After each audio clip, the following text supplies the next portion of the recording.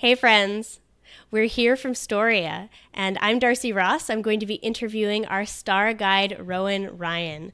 Rowan, do you want to say hey to the audience? Yes, I do. Hi. I'm Rowan Ryan, as previously mentioned. Here I am, and here we are. Beautiful.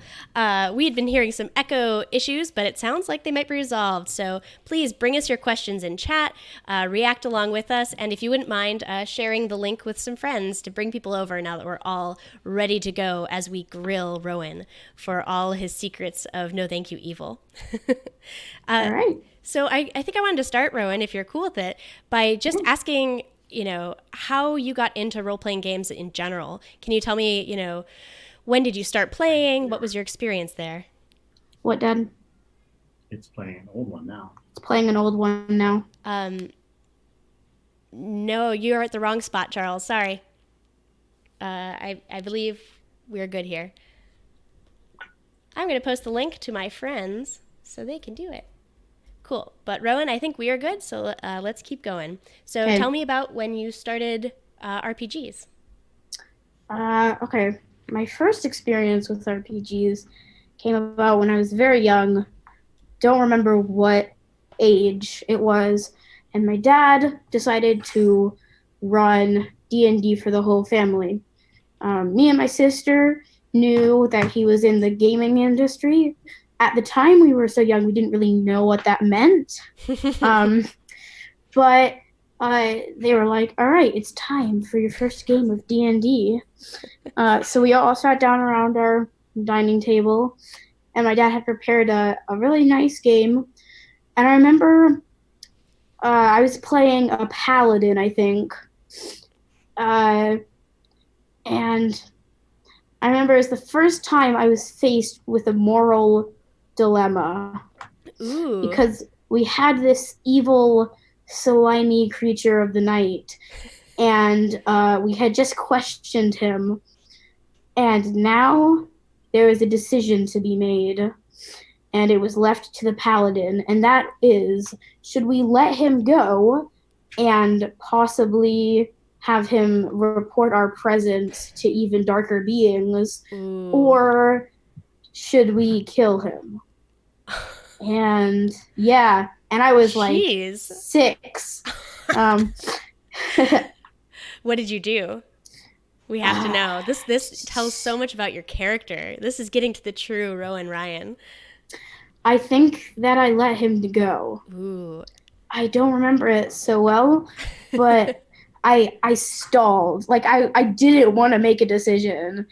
Uh, Oh but I man. think we let him go in the end, and it's a very memorable game because obviously the second the second experience that I remember from that game, or maybe it was my second time playing D&D, um, was there was this deep dark tunnel, and I was too scared to go in.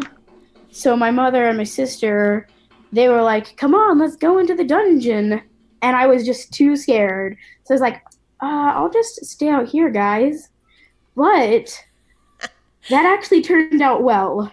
Ooh. They went into the dungeon and messed around and stuff, and they came out with some enemies running after them. So I remember I had like a stuffed animal, and I demonstrated what I wanted to do with the side of the table. So if it was like a cave, this is my version of a cave. I wanted to almost bend down backwards, hang off it, and fire arrows down into the tunnel. Awesome. And that was also a very vivid You memory were guarding because the rear, not yeah, keeping out of the cave. Oh yeah, man. totally. So, super cool. So it sounds like you got a lot of young gaming in, which is Oh yeah. really cool. But let's flash forward to when you first GM'd. So yeah, how long ago? You've had the game master mantle for a while now. What was your first jamming experience? I think it was 9 or 10 years old, Mm-hmm. and I wanted to run a game. It was a kind of a self decision. It wasn't because of any conventions or Really? anything. I was Oh, just like, yeah, I'm gonna run a game. cool. So it was kind of like a Knights of the Round Table kind of thing. We were venturing to kill a dragon, but set in No Thank You Evil. Ooh. So it was pretty interesting. And you're In kind the of end, you're kind of a big history buff, right? Like you have a lot oh of, yeah, especially for, do you know, when you were first jamming that game, were you already pretty steeped in like history or legends of that time? not really. Cool. That was more of like a kind of a fun game. It was very nonsensical. Ah. Uh, yeah, the dragon in the end turned out to be Trogdor. Oh, excellent. Burninating the countryside. Yep, burninating all the villagers. That feels very no thank you evil to me. um, so some questions we've been getting on from Twitter and Facebook, and of course, chat. You should continue to feel free to bring us questions. I want to start diving into those if you're cool with that. Yeah, totally. Let's go. So, one big question people were asking was about like GM prep. What GM prep do you do? And I sort of asked you this before we got started, and you had a pretty surprising response. So, are you gosh, what do they call them? A prepper or a pantser? You sound like someone who flies by the seat of their pants when you GM. You kind of like react and don't prep too much. Yeah. I probably the biggest piece of prep that I do that actually helps me is helping my players. Ooh. Because in the most times, especially when I'm running for a live stream Mm-hmm. or for a demo, it's mostly younger children. Mm-hmm. Uh, so lots of them haven't played RPGs at all before. They're very nervous, especially if it's a live stream and they're going to be filmed and stuff. Oh, yeah. So it actually kind of helps me to calm them down. Yeah. What kinds of things do you do? Do you like sort of get them prepped on the rules? What do you do to what do you find helps? Well, I always make sure that they all know the rules and everything, and just that makes them feel better, Mm-hmm. going into it with some foreknowledge. But I think that often telling them about the no thank you evil thing, about not the story behind it, although that always makes people laugh, but This? the fact, the fact that you can say no thank you evil and then it stops and we can come up with a different resolution. And I don't know, just kind of often physically helping them, like, put your arm around the shoulder and make them feel better, physically comforting them. Yeah. Oh man, I have the same experience as an adult. When because I'm really interested in getting new people into gaming, which is why I'm so grateful you exist and are also getting new people into gaming. That makes me so happy.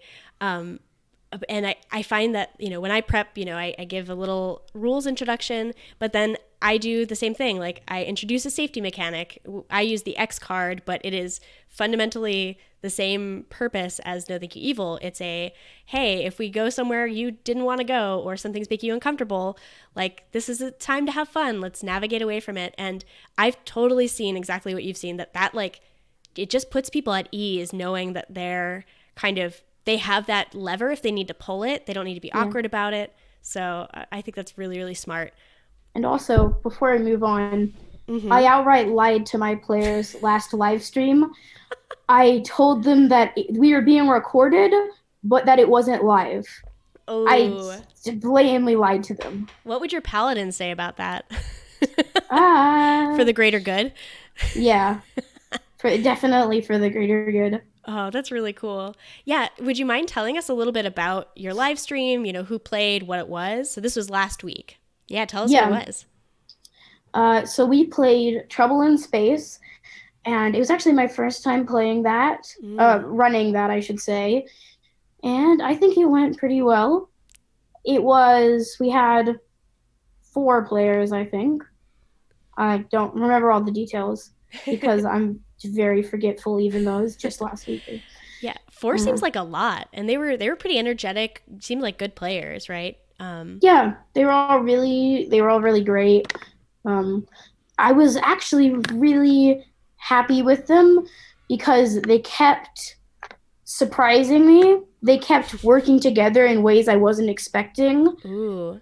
Um, yeah, and it just really made me happy. Oh Like, it made man. me smile. That's really cool. I know a lot of the feedback I was getting when I was asking for questions for you was just what a great job you did. Rourke, who's in chat right now, she says that there were some great takes to camera, and it was. I think a lot of everyone who watched had a really fun time. That do you think so? That ran about 2 hours. Do you think that's a bit on the longer side of games you've run before, or what kind of length of games do you tend to run? I know you run a lot of demos, which Yeah. are supposed to be really tight. What's like a Well, good time that you like to run for? I usually run shorter games because I know lots of like if you play a full session of D&D and stuff, it usually runs about 4 hours. It can Mm-hmm. run longer. I have run games about that long from the 3 to 4 hour mark. Mm-hmm. It's not my usual thing. I prefer to run shorter games. So usually for friends and family, for games that we all want to play, we're not being filmed or anything, it's about 2 to 2.5 hours. Cool. If it's a demo, it's usually about half an hour, and if it's like a stream, I try to keep it from an hour to an hour and a half. Last game ran long, but I was actually very happy with it. Yeah. It came to Just quite because. a climax, and everyone was so in it. So yeah, there were a couple moments where this is just a question I had for you, if you don't mind, because I was so impressed when you did it. uh, there's like analysis paralysis that players of all ages get, where like, okay, everybody's looking at their character sheets, they're looking at the ciphers they have and their abilities, and they're like, okay, well, I've got this thing and you've got that thing, but like no one's quite deciding what to do, and they're kind of spinning their wheels. And Yeah. you did a thing that I thought was really impressive. You kind of heightened the tension. I think you did it a couple times actually, where you were like, you just like looked at them all discussing amongst themselves and no one was deciding, and you're like, well, the rats look like they're about to attack you, or you like did a proximity alert, you like sounded alarm. Is that Hmm.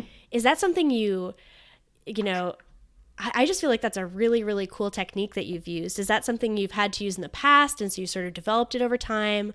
Did you learn that from anyone by watching someone, or how did you learn these tools?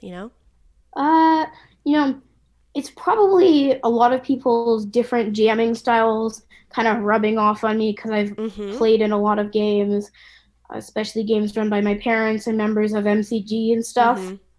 And I do watch some of the live streams you guys do. I am in Mm. the background, you know. Cool. And I don't know. I don't know where that specific style to kind of heighten the tension, to Yeah. move it along in a way that makes sense in the universe and not just like, come on, guys, you got to make a decision. Right. I love that you kept it in the narrative, and I think like players respond better to that, right? Because it's a new narrative thing to get excited about, as opposed to, oh, the GM is telling us to hurry up. I was, it was actually taking a large risk when I put the 5 minute alarm Oh yeah. because it was literally just if you don't, oh, there's a cat.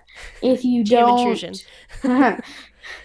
if you don't finish this in 5 minutes, you die. Like your Right. characters just die. Oh man. But they loved Uh, it. yeah, I think that you really have to have some trust in your players to put Mm. a situation where if you don't do something, you die. Like I rarely use that because obviously you don't want to die and it's all about the fun. Mm-hmm. But it takes trust, I think, in your players. Ooh. Ah, gosh. I think that's a really good point. Um, and you're pretty generous with that trust. I've seen you run for strangers a lot. You've run a lot of demos for like retailers and adults. I know some people in chat. I believe Rourke was asking about like running games for adults versus running games for kids. And you've run games for a lot of adults. Like whether it's parents or MCG, but also some retailers and people at cons. So like, Yeah. how is that? Is that different? What's your experience of it? it's a very different experience because you have to switch between two different modes. Mm, You have to switch between not being parented, but being like uh, more of that. The adults feel like they're more in charge, right. and that's not a bad thing, but it's more like you get more uh, comments about Mm. like what should be happening in the game Oh, almost, interesting. and A little I kind backseat of GMing. yeah, I make that out to be a bad thing, but often most adults are very nice about it Mm-hmm. and are very gracious. And then you switch from the oh yeah, uh-huh, yeah, uh-huh to all right, come on, like you switch your whole mindset. Yeah. Oh, right. Because like adults are going to be volunteering a lot of information and are Yeah. used to being more in control, and kids are you have to like pull it out of them a little more. Is that what you mean? Yeah. And Yeah. invite them in. That's really cool. I have a question for you because I'm short, and like when you're younger and you're running for adults, especially like a lot of the retailers I run for are very tall, and so a lot of times I don't like. Do you ever find you do like different things to sort of take up the GM role? Do you like stand when you GM more when you're for adults? Um, yeah, is there anything you do differently there? I find like that's one thing I do. I find myself doing it a little unconsciously, but it's like to take the GM space from really tall people. Sometimes I'll stand to be like, okay, you need to look to me when you want to like move the story along. Is that something you I do? I don't do that specific thing. I almost do the opposite. Ooh, really? I almost like not make myself smaller, but are very calm and like, kind of just stay Ooh. seated so that in order to move the game forward, they have to be paying attention to you. Oh, cool. I love that. That's the other it's like how to get people to listen to you speak Yeah, quietly so they lean in and hear. That's a really similar thing. Yeah. I love that piece of advice. I want to try that now. We'll see if I can keep my mouth quiet enough for to actually test it. Oh, super cool. So, some more questions from you if we can bounce around. Um, what's your ideal age group to run for? Do you have a sense of like ages of kids that tend to be a really sweet spot for your style of jamming? Yeah, tell me about that. Well, I usually like mixed groups the best. Cool. I like some young kids, some teenager, my age kind of kids, and then a few like young adults or some adults. And it's because they all help each other, Mm. and the youngest kids can offer perspectives and ideas that the adults wouldn't even think about, and the adults can help the younger kids onwards when they might be bored or they're not quite into it as much, and or just not seeing kind of an obvious solution. Oh man, I love that answer, and I think that applies more generally to like the tables I have the most fun at.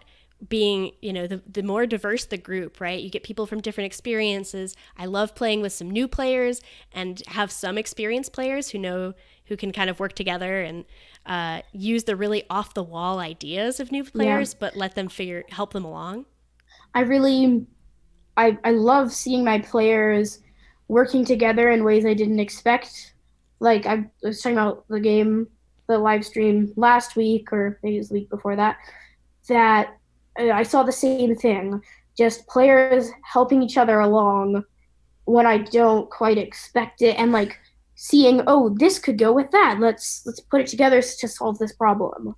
Oh man, that's so cool.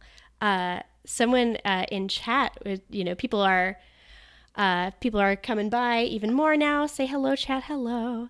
Uh, let's see. I thought By there the was way, a I can't see the chat, nope. just so that people know. Oh, I wanted to share that Bren Dandelo from on YouTube said that a GM just used the 5 minute countdown for their game on Sunday. So that is Awesome, a awesome. good tip. I've never tried it, but I should try that out. So, some more questions. Um, what do you like about GMing? You know, could you talk to me about what excites you about it, what you find most drawn to? Well, I know this kind of repeats the last answer, Mm-hmm. but a lot of it is seeing my players work together. Awesome. And when I say in unexpected ways, I really mean like the week before last, or I don't know. Um, it was seeing the the younger kids who are usually kind of all are pulling off in all directions, really working together without me having to initiate any of that. Yeah. Just helping each other along and all that kind of stuff.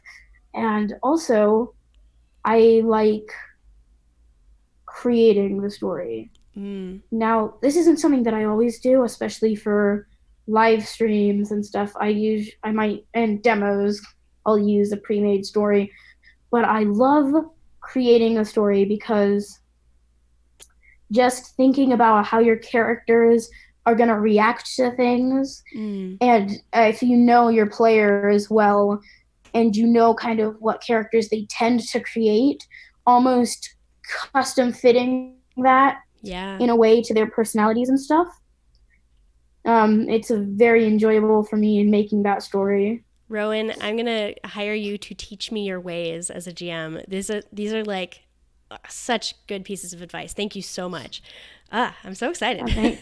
Thanks for having me on the. Of course. We're not done yet. I'm just like, Rowan, run a masterclass, please. One other cool question this was from Ken Davidson, who just joined us in chat, which is great, was asking what your favorite location in Storia might be. Like, where's a cool place that you've really liked to take players in No Thank You Evil? Well, a lot of the times I make up locations in Storia. Like it's set in Storia, it might be set under the bed or, into the bookshelf or something like that. But I usually make up places for my stories. That said, I definitely like, as a more general, almost continent location, uh, into the into the closet and under the bed. All right, we got into the closet and under the bed, the spooky one. Yeah. Awesome. Yeah. Yeah, this is the for chat who might not know. This is the cloth map from the original like deluxe set for No Thank You Evil, and we just announced today that with the reprint Kickstarter going on, we're going to our first stretch goal, if we fund and if we hit a stretch goal, would be to bring this back. And I love the cloth map. You played with it, right? Yeah. Got it right here. Nice. Really, it's nice. It feels nice. It's great. Oh, super cool. What other now tools? That little promo's done. Yeah, brought to you by Monty Cook Games. That brings me to another question, though. What tools do you like to have when you GM? Is there like something you're like, whenever I GM No Thank You Evil, the thing I'm turning most to, or I really like to have, what would that be? Well, I really like having the map because even though it's not like terrain, you can't move your characters around in it. You can just put them kind of places, and I don't know. It's good to have so that characters can visualize their setting, even if it's not specifically their setting. It's just the realm of where they are. And it gives a sense of the style of the game. Totally. There are all these goofy, punny locations, and that really gives a sense that this is a funny game made for kids, and really kids of all ages. And it sets the tone. I think that's so smart. When I GM Numenera, a lot of times I'll use a GM screen, but I'm not hiding anything behind it. But I put art in it, and I think you're totally right. It like helps players tune into on the same wavelength as you. I like using the mini figures to map out kind of what's going on and where people are. Yeah. And something else I love about that is bringing out, like, we have a few big collector's pieces in our basement that's like, it's a huge to scale dragon or something. And I love just having that hidden away and bringing out, and it really wows the players, and they're like, oh my gosh, there's this huge dragon here. And I really like that. I really like seeing their reactions to that and stuff. Oh, that's so cool. When I when I playtested a game that Troy Pitchelman and I were running for a con of Cypher System, we playtested it with his home group, and I had written all these notes, and I went over to where he had run his half of the game, and he had one note, and all it said was props, and it was circled. And I was like, we ran a whole playtest, and all you wrote was props. But he was right. Like, a prop can go a long way. Yeah, I'm not really a note taker personally. I kind of, I use the notes in the books. Mm-hmm. In No Thank You Evil, everything's kind of written out. Mm-hmm. In other games, if I'm not playing a pre-made adventure, then I'll just have the page is bookmarked to remind myself of where to go and stuff. But other than that, I kind of like to stick to the story, but wing it. Yeah. Like, I have a very free style of GMing. Like, if characters want to go off on this side quest, then I will make up a side quest for them to go on. Oh man, you have a story that they could go along, so they've got stuff to interact with, but you improvise wherever they go. I love that. Yeah. There's a really great question from chat again. This is Brendandolo, a lovely chat again. He says, or they say, sorry, my boys are so excited about playing No Thank You Evil in the fall and winter. How can I prep them for eventual role play? Do you have any ideas about like the activities or things that might help them get ready to role play when they do have the game?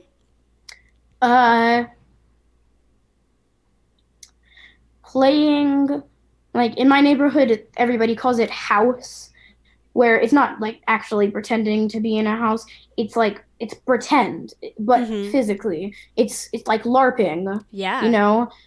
Have them go out and be like, "Hey boys, today we're gonna just pretend," right? Because kids, when at the youngest age, you're always pretending. I'm gonna pretend to be a superhero. I'm gonna pretend to be, a fantasy warrior or whatever. But that's an easy concept to understand. Yeah. Playing. However, when kids think tabletop games, they think more of controlled like board games. I spin the thing, roll the dice, and then move my piece. Ooh, then it's your turn. That's a great point. Like, they think of more like that kind of stuff. So then, if you have them play pretend, once you have your game, and they're like, "How does this work? It doesn't make sense," something like that. Just say, "We're playing a game of pretend, but in this form, basically." Yeah. Oh man. And also, I kind of had to explain to my players, this is the analogy that I used. In most games that you play on the table, there is a board on the table that you're running around in and whatever else. In this game, the board is in your head. You're imagining this. Yeah. Oh, that's a great way to bring people who are thinking along the lines of a board game into sort of role-playing game context. I love that. Yeah. Bring the board, I feel like a phrase that a lot of old school gamers we use is like theater of the mind. But now so many people play board games like that. Your analogy is probably very helpful for people bringing in their adult friends who might be more board gamers and are nervous about RPGs too. I really like that analogy. Thank you. Also, more and more kids are getting into computer games and video games. Yeah, I'm kind of into that. I mean, not as much, but there are role playing games on computers and in video games. So sometimes it's as easy as saying, "Have you ever played so and so game?" It's that, but on a table. Yeah, cool. I mean, a lot of role-playing games that are digital would lend themselves really well to Storia and No Thank You Evil. Yeah. And a lot of TV shows too, probably, right? Like if you want to tell your own story of a certain TV show, No Thank You Evil could help you do that. I have one more question for you before we wrap this up, but I would definitely love to have you back if you're comfortable with it. 'Cause I think this is really insightful. My question is, how did you feel about streaming? You've run demos in conventions, you've run games, a lot of home games and lots in person. But how was it? Was it at all different with the stream and the audience and the cats? Mostly the cats. uh, you know, not really. I hate disappointing people when I give answers like that. Like, yeah, I didn't really mind, but it was kind of like, hey, Rowan, would you like to run a streamed game? Sure. Like, it's just that. Just casual. Yeah. Awesome. It got more nerve-wracking as I got to it. Mm-hmm. Although I'm I'm a theater kid, Mm-hmm. so I'm used to being, seen by a bunch of people, Yeah. improving, that kind of stuff, you know.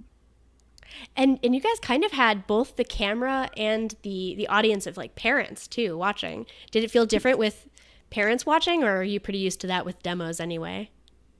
I'm used to that, you know.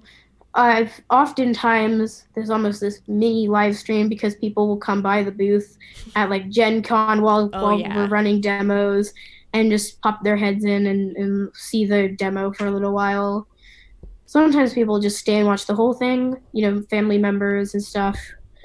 But I mean, yeah, I'm used to being seen doing that kind of stuff. There's just a little cat ear poking up. Tiny cat. Oh my goodness, not so tiny cat. One more question that we had from chat was that, are you going to be running any games at Gen Con? Could people potentially get in on a game from you? Definitely going to be running games at Gen Con. Not sure about all the details. Mm-hmm. All I know is that I will be running Trouble in Space. Cool. At Gen Con for the demos. Perfect. Oh, cool. So stop by our booths and feel free to sign up for No Thank You Evil games as well. Rowan might get drafted into running a full session too. Who knows? I hope so. Yeah. Thank you so much for watching, chat. Thank you so much, Rowan, for bearing with my technical difficulties and answering all my questions and like so insightfully. Oh my gosh. Please, we've got to get you on a GMing panel or something more generally. Thank you so much for having me. Yeah. Thanks to the fans for being on the live stream. Absolutely. And for contributing to the comments. We really appreciate it. All right. Have a great night, everybody. And please go wish our reprint Kickstarter luck and tell your friends about No Thank You Evil as a game that apparently GMs like me and insightful, amazing GMs like Rowan can be running for whole teams of kids on streams. I'm really impressed with what you've done, Rowan, and I hope we get to see more kids jamming early on. That's super cool. Oh, yeah. All right. See you all soon, everybody. Bye. Bye.